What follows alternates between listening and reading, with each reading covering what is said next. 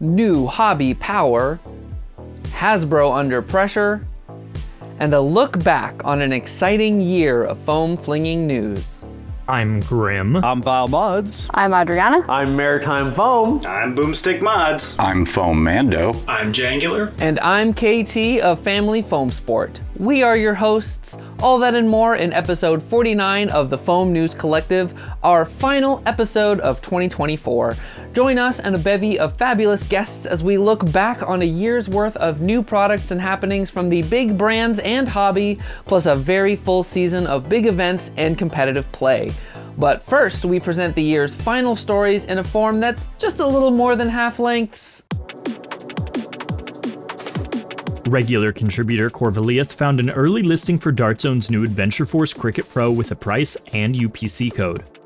A folding single-shot blaster, similar in concept to the Maxline Solo Pro, it has a number of differences beyond just aesthetics, forgoing a metal barrel for a longer, transparent plastic one. Less metal might be part of the price difference, marked at less than half the price of the Solo, at a $7 United States MSRP. Appearing on shelves in the Philippines and for pre-order on Amazon US, a new line of Super Soakers from Nerf includes their first pressurized designs since 2021. The Power Drench and Power Drench XL include a garden hose compatible quick filling adapter, and a Mr. Toys listing for the XL says it offers full flood and pulse burst firing modes, as well as an instant refill and pressurization system. The Power Drench and Power Drench XL are listed around 25 USD and 40 USD respectively. Water isn't the only thing under pressure at Hasbro, as the company faces the filing of a class action lawsuit from a law firm seeking to represent Hasbro stockholders. Although 2024 has brought modest growth for the company's stock price, the lawsuit concerns major dips in price from late 2022 through 2023 based on layoffs, the departure of former COO Eric Nyman, and other announcements by the beleaguered company. The lawsuit seeks to investigate these actions as possible securities fraud. Continuing with Hasbro news, we have a trio of new Marvel tie-in blasters. While the characters vary from the Hulk Thunderclap blaster, the Venom Strike, or the Ironman Arc blaster, all three are T-pole single-shot arm-mounted blasters. Additionally, we have an Amazon listing for a $20 Minecraft bow that fires N1 darts, a sign that Hasbro is still slowly moving their designs over to N1 as the new standard dart. Out of Darts is offering Shellington's bolt-action shell-ejecting Kirin blaster in its transparent Phantom Tech collab form for $200. Additionally, the retailer is offering shells, springs, and magazines. AK Blaster Mod is now offering 3D parts and hardware for the Silly Shell-ejecting Battleaxe under license from Silly Butts, with an unusually quick turnaround from the release of the design to availability on their site. A complete set of 3D parts costs 147 USD, while a hardware kit is about $37. What do you get when you take the latest in brushed flywheel tech and condense it all into a competitive optimized form factor? You get Nucleus, the latest release by 404. Just like the Nucleus FSL, this blaster is made up of many important components that make it function, including a 32.5 aluminum flycore cage, Hurricane or Pulsar-sized wheels, a 4 inline B-car, and a 4-to-1 geared trigger like the Protean. All of these parts fuse together into a functional flywheeler with a light and snappy trigger. Links to the files on their printables page. Sourcing barrels in Australia may have been costly or limited, but the Pixelated Cat has teamed up with Zuko of Capital3dPrinting to provide 12.8mm inner diameter aluminum barrels through his web store. These barrels come in 2 different chamber options with custom depth availability or no chamber at all, and run 10 centimeters all the way up to 60 centimeters in length, with custom lengths available upon request. Prices start at around 9 up to 24 Australian dollars depending on your configuration. On the topic of hobby products from the land down under, SpectreArmaments has put out an expression of interest for his HPA sniper cores. These cores will be anodized blue with laser engraving, similar to his prototypes, and each core will run you 250 Australian dollars. Anyone interested in getting a core can find the Google Sheets link in the comments of his original Facebook announcement post. Signups have already begun, and Spectre is looking to hit 200 units for this run, but if he can't reach that goal, has stated production will proceed if 130 cores are sold. Survival Fest have announced the date and location of their Survival Fest 2025 Invitational. Next year's Survival Fest will be taking place at Ohio University in Athens, Ohio from May 30th to June 1st. This new location reflects their recent name change and goal of expanding outside of Pennsylvania. Their collaboration with Ohio University will also include options for campus housing and food accommodations. The Survival Fest team has also opened up their sponsorship opportunities. Visit the links down below for more information on the event and sponsorship pricing and benefits. Adding to our hobby's robust podcast ecosystem, we have a new entry from Mr. Nathan and caster of Flywheel the World, aptly named Mr. Nathan's Neighborhood.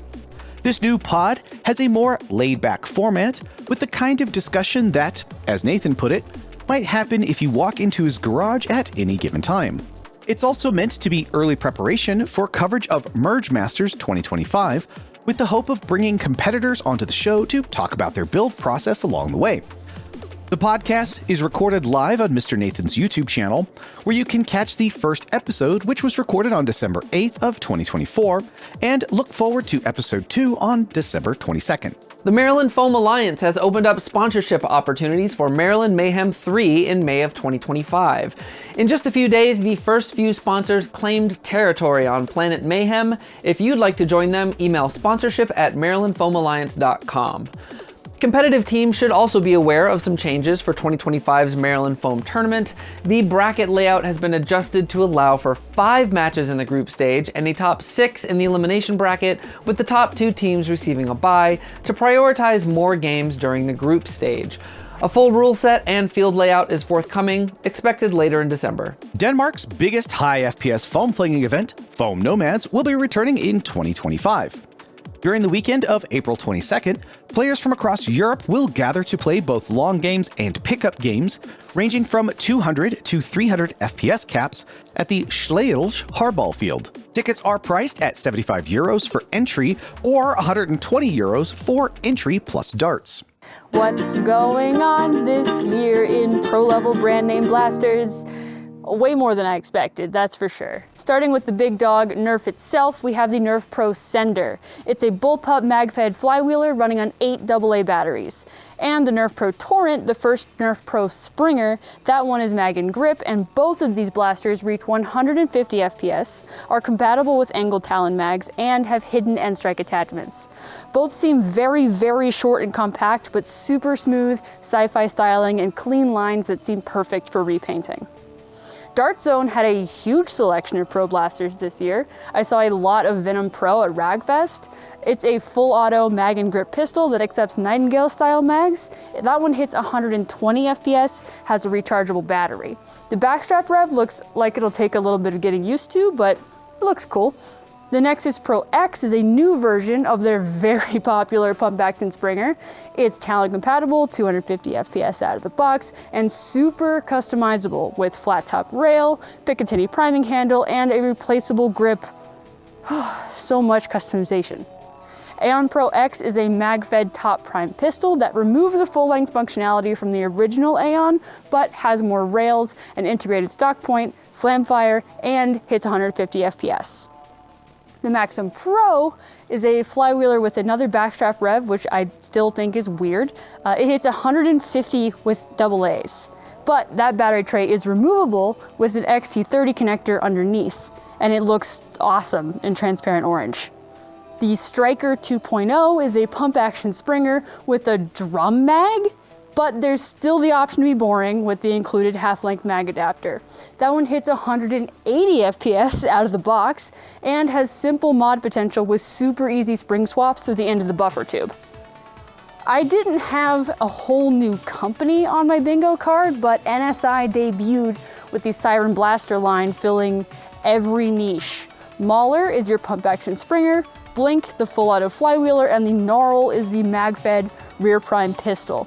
150 FPS from that tiny pistol isn't bad. The Mauler has 3 built-in power levels, which is a feature I've never seen on Springers. On the highest setting, it hits over 250. It also has slam fire, just for fun. And then the Blink continues this adjustability with knobs for adjusting both the rate of fire and the FPS from 130 to 180. And then Worker released the Quinlan, a bolt-action sniper-style blaster with really quality looking materials and build quality. It has a super long barrel and spring options. The lower spring is hitting 200 FPS and the higher is approaching 300. little bit crazy. But with the rising FPS caps in games, I guess it's nice to see off-the-shelf blasters making these games just a little bit more accessible. Hey everyone, it's MarylandMayhem here. I am delighted to be asked to recap some of 2024's casual blasters and what came out. And you know what? There's quite a bit. Starting with Nerf, way back at the beginning of the year, we saw the Challenger and the Mirage, a couple fairly solid entries into the rival ecosystem, not without flaws, but generally everyone was happy to see more rival. Seems like a long time ago now. We also had some new Fortnite blasters like this Half-Dome Hero. I can't even remember how this thing works. 6-shot Smart AR. Yeah, kind of interesting Nerf Wild Blasters that replaced Nerf Elite Junior. As a hobby, it seems like we can't quite decide if they're necessary, but some of the shells are really interesting. There have been a shark, a lion, and recently there was a 2-pack called the Venom Strike with a couple of scorpions. The shells at least looked interesting. We also have a few entries into a new generic zombie series. Forgoing the name Zombie Strike, Nerf has chosen to just call these Nerf Zombie. They do feature a lot of printing on the blaster like we've seen with X-Shot skins. This is the Corruptor. There is also a Hammer Prime blaster in the series and a foam bat. Whether there will be more remains to be seen. And of course, the biggest news for N-Series in 2024 was N-Series. Like it or lump it, it was a big move for Hasbro, introducing new darts and a whole new line of blasters. I'm holding the Sprinter right here, but of course that first initial launch had the Infinity, a big belt-driven blaster. We had the Pinpoint, the Sniper category, the Agility, the new Strong Arm, and the Ward. And we had a Jolt that wasn't called a Jolt, I forget. It remains to be seen if the N-Dart will stand the test of time. It was interesting to note that there are some Minecraft blasters that are out and they use the N-Series dart, heralding that shift to all N-Series all the time, but time will tell. It's interesting to me that even though the Nerf Minecraft crossbow was N-Series, this Nerf axe is regular Elite darts. I'm sure just a matter of production timing. Moving on from Nerf, this is also a big year for X-Shot. X-Shot has done a lot of interesting things. Over Halloween, they dropped a huge influencer box in the shape of a coffin to a few people to show off some of their new Insanity line. These blasters would all connect together, and while they were nothing radically new, they're very interesting and a refreshing new aesthetic. X-Shot is always busy putting out a collection of easy to use blasters, but one of my favorites from X-Shot was the Blaster Corn, a cute little decently performing single shot blaster shooting in the mid 80s with adorable styling. Before I wrap up X-Shot, I do want to mention I'm also looking forward to the new Clipmania blaster. Their version of the Strife reviews so far have been pretty positive, and I'm looking forward to getting that up here in Canada as well. Over to Dart Zone, we do have the Desperado, which is a really interesting blaster that primed and fired with one trigger pull, hence that really large trigger, and it worked really well. It's also exciting to see some reissues of some of their classic casual blasters in new Nitro Shot colors. A blaster like the Savage Spin is something I would love to see get a little bit more life in those new colors. From Busby, of note, we had a commercial casual version of the Skewer by Taffy. I'm going to be keeping my eyes out for that one. I think it's really exciting that a community designer had one of their designs picked up and put into mass production. What a cool and impressive feat, and I can't wait to get one for my collection. One blaster line that was mentioned to me that I didn't have a lot of experience with was the Alien Gen line of blasters. Now these are a bunch of interesting looking blasters of very different shapes. They look like they're using some ideas from some popular blasters in the past from Nerf. We have something that almost looks like a Quadrot with a 4-dart Smart AR, and we have a bunch of different shapes and sizes, but with a bunch of cool alien theming on them, and I'm all about that. Those are something I have not seen here in Canada either. It is my opinion, after extensive testing with kids at parties and events, that the kid friendliness that was the whole goal of the N1 series of blasters leaves a little to be desired. They're a bit hit or miss. Something like the Pinpoint jams a lot. Meanwhile, when it comes to these consumer grade or kid blasters, in my opinion, everyone's playing catch up to X-Shot, where you have front loading, easy primes, cool designs, and pretty decent performance. If we could just get that quality up a little bit on the plastic, there'd be no touching them. I know I missed some blasters. I probably missed one of your favorite blasters, so if I did, put it down below. Let us all know what an outrage it is that Maritime Foam did not mention your favorite. We'd love to hear from you. We saw a lot of releases come from within the hobby this year. We had new additions into the 40max platform with the Flux Gambit Blaster and the 40max Blaster compatible Micromax and Bungee Max from Genco Megaworks. We had a surge of stringer designs from Bruce Lee and Foam Blasted, along with the Hamstring by Zero Blade. And I don't think anyone was prepared for the amount of primary class blasters that were released just in 2024. From the SBL2, the Rush, the Crush, and the Tulip, to the ALL 160 Javelin and the Springer Perilous, just to name a small handful. And those were just the Springers. We saw a continuing wave of AEBs with the Inverted Scales, the Sweetheart Storm Pro, and the Super Lynx Mark V. And with brushless blasters like the Jin, Project Stinger, and Amoeba being released this year as well, there was almost too much to keep up with as far as primary class blasters. A new platform arrived as well with the Moose 31K, allowing for a variety of builds based around a single internal core. Speaking of Springer pistols, the Radisson XL released and quickly became a go-to backup blaster for many players. Shells! A new ecosystem of shells was born and took the community by storm with the Wild Style, the PBR bow, and the Battleaxe from Silly Butts, along with community add-ons like the Yeet Hammer. The time has come to cover the field in our colorful shell expenditures. Speaking of colors on the field, we saw the successful introduction of Scared, a colorful alternative to the standard tactical gear the hobby had been using. Tactical gear never felt so safe. We saw continued expansion in the muzzle accuracy attachments with more SCARs, B-cars, and the introduction of D-cars. Blasters also started showing up in different skins thanks to creators like Genco Megaworks with their micro reshells, Luchathor with their YOLO, and Gemini with their Zapper. Gemini also gave us a reimagined Raider stock for buffer tubes. The hobby went to new lengths with the Hubris Mag. We got an affordable alternative to the Fidlock system with the Midlock, and Paper Skeleton continued their imaginative designs and gave us their take on a battery pack. With so much coming out in 2024, I know I can't wait to see what happens in the coming year.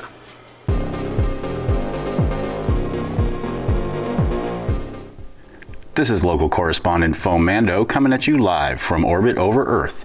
2024 was a fantastic year for major events in the hobby, with Maryland Mayhem starting the season strong in May with its Wild West themed event, bringing in over 500 people. Up next in June, we had Survival Fest in PA with its new name, spy themed event, and over double the attendance from last year. July brought us both the classic returning End War as well as Armageddon, which featured its first ever competitive event, the Allen, California Foam Soft Tournament. We jumped across the pond for Foam Fest in the UK as well as APOC and BPOC back in the States, both in August. Finally, Ragnar Oktoberfest wrapped up the season's major events in October with its cyberpunk themed event featuring a space for live streaming and activities sponsored by Xfox Games.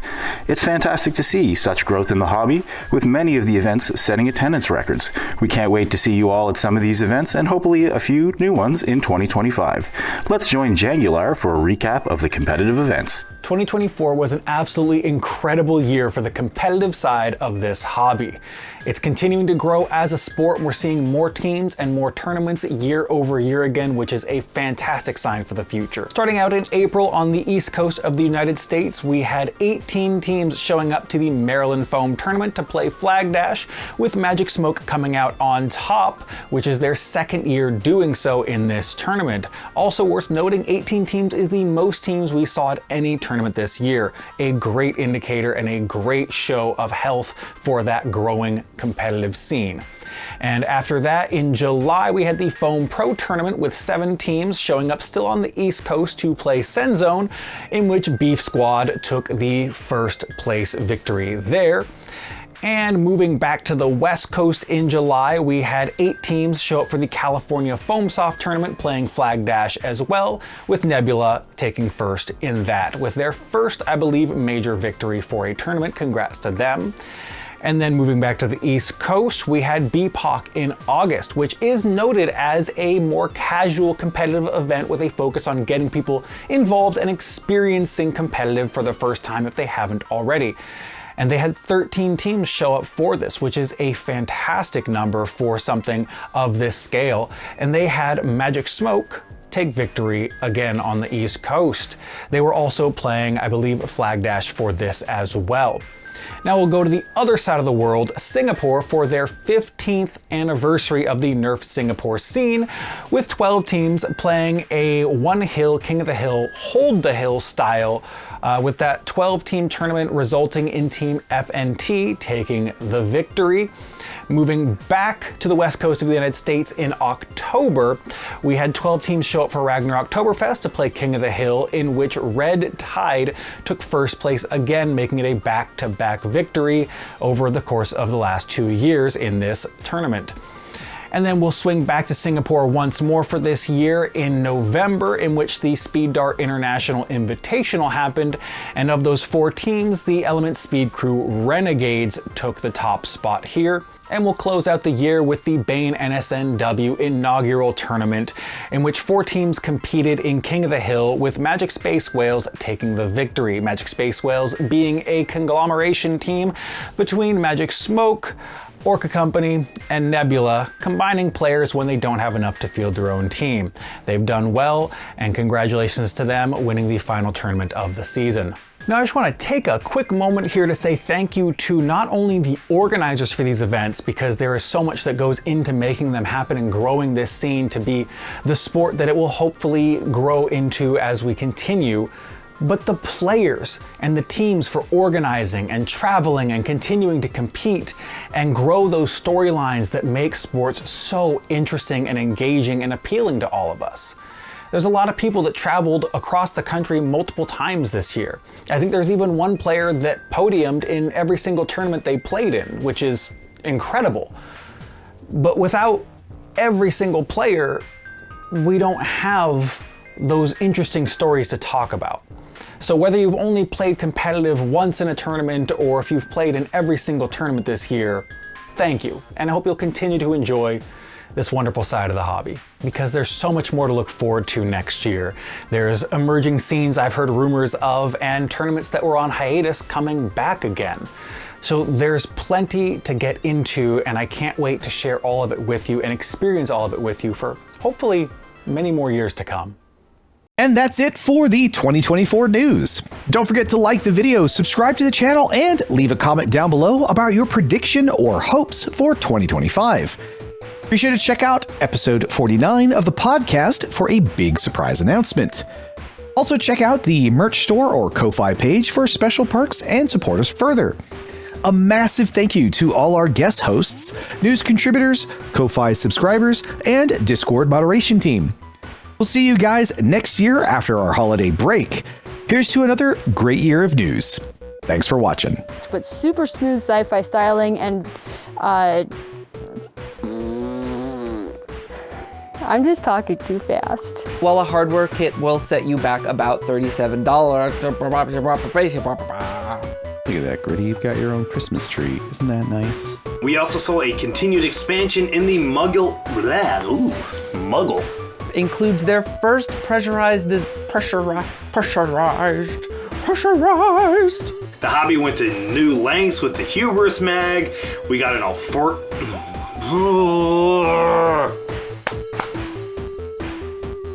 We did it.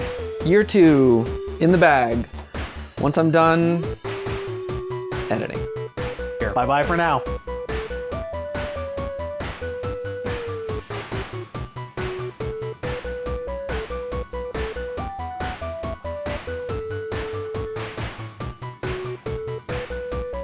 I nailed that. I'm the best there ever was.